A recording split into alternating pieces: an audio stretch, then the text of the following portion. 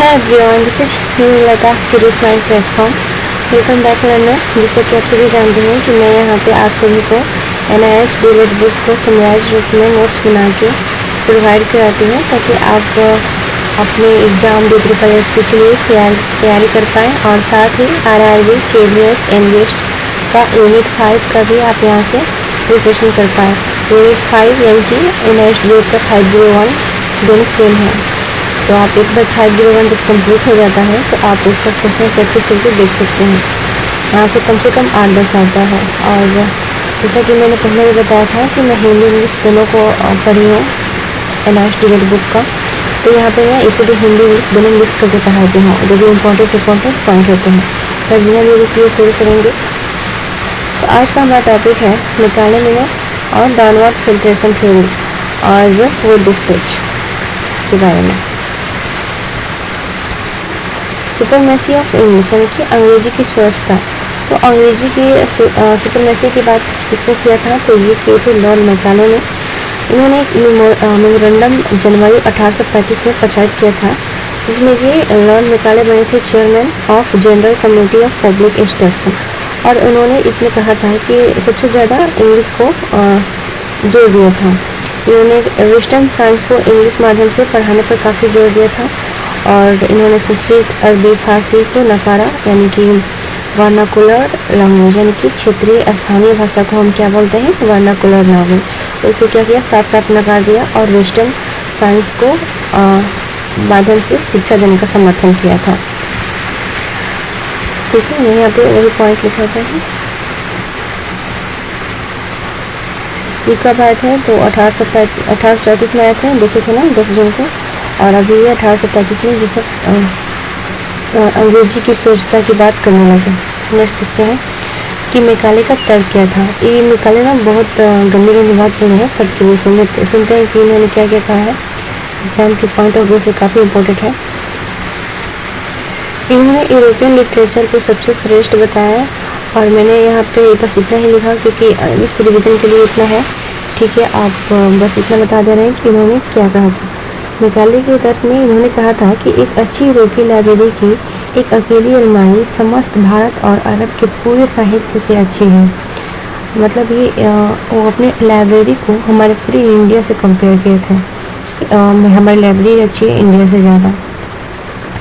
और इन्हीं के कारण ना एक क्या बोलते हैं, हमारी जो देसी शिक्षा पद्धति है उसे सोचने में 100 वर्ष लग गए, जो कि हम आगे देखेंगे कि 1937 में महात्मा गांधी ने वर्धा कॉन्फ्रेंस में बेसिक एजुकेशन यानी कि बुनियादी शिक्षा का प्रस्ताव रखा था।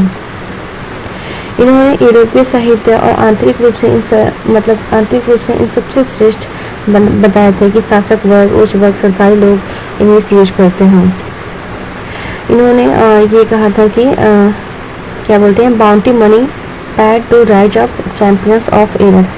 इसका मतलब क्या होता है? बाउंटी मनी मतलब होता है कि रिवार्ड देना किस चीज़ों के लिए जो गलत है, जो गलत कंसेप्ट है। तो उन्होंने इसका मतलब ये कहा था कि जो गलत अवधारणा है उसके पक्षपात में इनाम देना मतलब काफ़ी गलत बात है। ये मतलब एक कोरा घाटा है। ये इन्होंने कहा था, किसने? मैकाले ने, कि जो भी मतलब वर्नाकुलर लैंग्वेज है, जो भी धर्म की भाषा है, जो संस्कृति की भाषा है, उस पर अगर आप पैसा खर्च कर रहे हैं तो इसका ट्रू पर्पस है कि आप क्या मतलब आपका बहुत कोरा घाटा है। ये बाउंटी मनी मतलब होता है कि एक तरह का इनाम जो कि गलत चीज़ों के लिए दिया जाता है। तो इन्होंने यही कहा था। नेक्स्ट देखेंगे डाउनवर्ड फिल्ट्रेशन थ्योरी यानी कि अधोमुखी निस्पंदन सिद्धांत। ये जो डाउनवर्ड फिल्ट्रेशन थ्योरी था ये accepted by William Bentinck English as a medium. इन्होंने विलियम बेटिक ने इसको एक्सेप्ट किया था और इनका मीडियम इंग्लिश रखा था।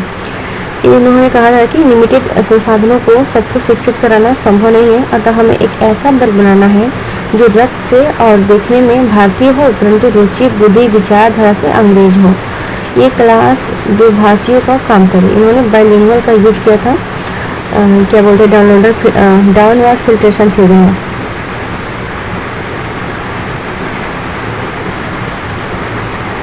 इन्होंने इसमें क्या किया था कि केवल ऊपरी वर्ग के लोगों को शिक्षित करते थे ताकि ये इनका काम कर पाए।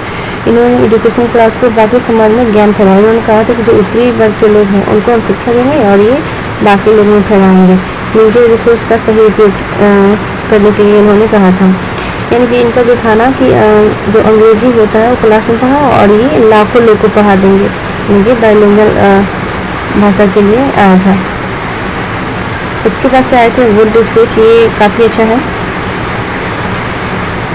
वुड स्पेस के कारण ही बहुत सारी चीज़ों को हमारे इंडिया में सुधार हुआ था।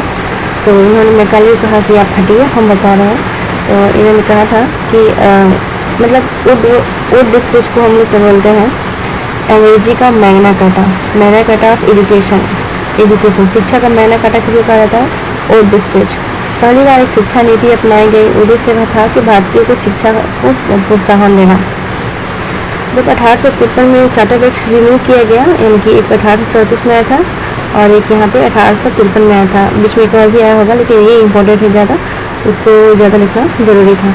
तो इसको 1853 में एक चार्टर को रिन्यू किया गया और इसमें कहा गया कि विचार के लिए शिक्षा के प्रगति की जांच की, फिर सुधार के रूप में शिक्षा का चार्टर, जिसे 1854 का वुड्स डिस्पैच शिक्षा का मैग्ना कार्टा या फिर महाधिकारक पत्र कहते हैं।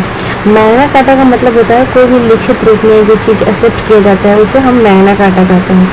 ठीक है, ब्रिटिश संसद की ओर शिक्षा नीति के रूप में अपनाई जाने वाली यह पहली सरकारी घोषणा थी और भारतीय की शिक्षा का दायित्व ईस्ट इंडिया कंपनी पर हो गया। शिक्षा का इसका उद्देश्य था कि यूरोपीय कलाओं, विज्ञान, दर्शन तथा साहित्य का अंग्रेजी के माध्यम से प्रसार, भारतीय भाषाओं का इंकरेज, लोक नौकरशाही उत्पत्ति, creation of class of public servant. ये वुड स्पेस के कारण हमें लगता है कि जॉब का जो था ना वो शुरुआत हो गया था। ये जो हम क्या बोलते हैं, लोक नौकरशाही यानी कि सर्वेंट, पब्लिक सर्वेंट शुरुआत होता है। इसमें जो भी एक इम्पोर्टेंट पॉइंट हम डाल रहे हैं, बस मुँह से देख बता देंगे कि बहुत सारे प्राथमिक, मिडिल तथा हाई स्कूल खुले गए हैं इसी के कारण, वुड स्पेस के कारण।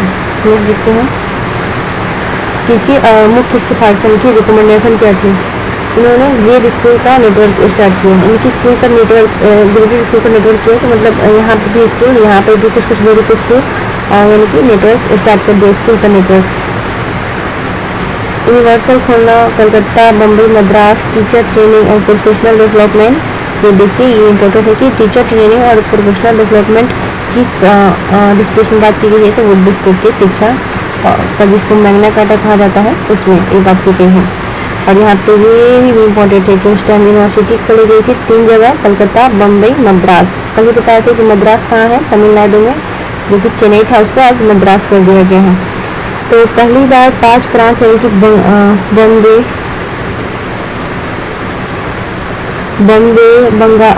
बंगाल, बम्बई, मद्रास, पंजाब तथा नॉर्थ वेस्ट प्रांत में डिपार्टमेंट ऑफ पब्लिक इंस्ट्रक्शन खोले गए। उस शिक्षा के लिए विश्वविद्यालय खोलने का योजना 1857 में पहले 3 विश्वविद्यालय जो कि हम यहाँ पे देखे थे, कलकत्ता, बम्बई और मद्रास में खोला गया था। अब देखेंगे महिला शिक्षा और अन्य सुधार के बारे में वुड स्पेस क्या बोलते हैं। तो महिला शिक्षा पर विशेष जोर दिया था। मेडिकल, इंजीनियरिंग, लॉ जैसे कोर्स शुरू किए थे किसने, वुड स्पेस ने।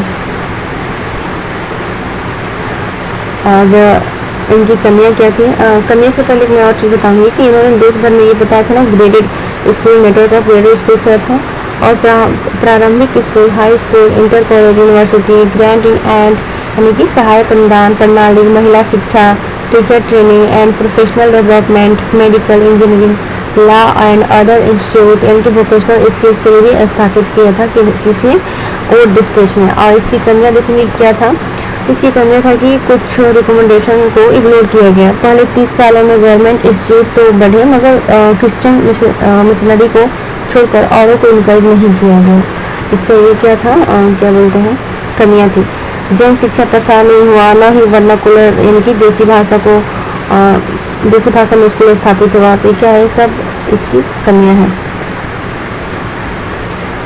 और यूनिवर्सिटी लिटरेसी को बढ़ावा नहीं मिला, जो भी था यूनिवर्सिटी साक्षरता उसको, यूनिवर्सल लिटरेसी यानी कि सर्वांगीण साक्षरता को बढ़ावा नहीं मिला था। और नेक्स्ट देखेंगे, अब देखेंगे 1857 का रिवोल्ट का प्रभाव क्या पड़ा था। आप लोग सभी जानते हैं कि 1857 की क्रांति स्टार्ट हो गई थी। तो वुड स्पेस 1857 में आया, यानी कि 3 साल बाद जब रिवोल्ट ऑफ 1857 का जो प्रभाव था उसका क्या था कि वोट के बाद शिक्षा पर ध्यान कम हो गया और एजुकेशन सेक्टर को इग्नोर कर दिया गया। बस यही था आज का। और कल का जो कुछ इम्पोर्टेंट पॉइंट है मैंने सोचा उसको भी ऐड कर दूँ ताकि आप सभी भूलें। तो लॉर्ड कंजर्वेशन मॉडल ने कितने दिए थे? 4 रूल्स दिए थे। किसके लिए? टीचर के लिए, कि एक टीचर को डिस्कर्सिव, अडेप्टिव, इंटरेक्टिव और रिफ्लेक्टिव होना चाहिए। कल ही का बात है ये। और टीचर के अन्य रूल भी पढ़े थे।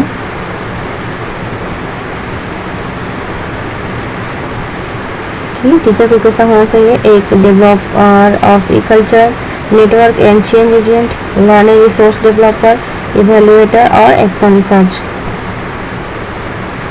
Curriculum designer and facilitator, instruction system designer, student को 21st सेंचुरी स्किल सिखाना, ये है हमारा करिकुलम डिजाइनर और इसका फैसिलिटेटर करना।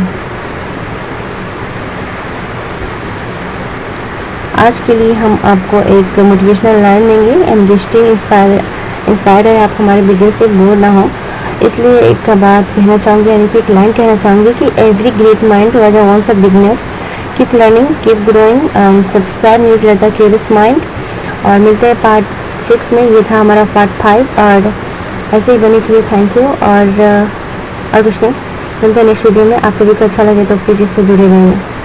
Till then bye. हाँ, थैंक यू, थैंक्स।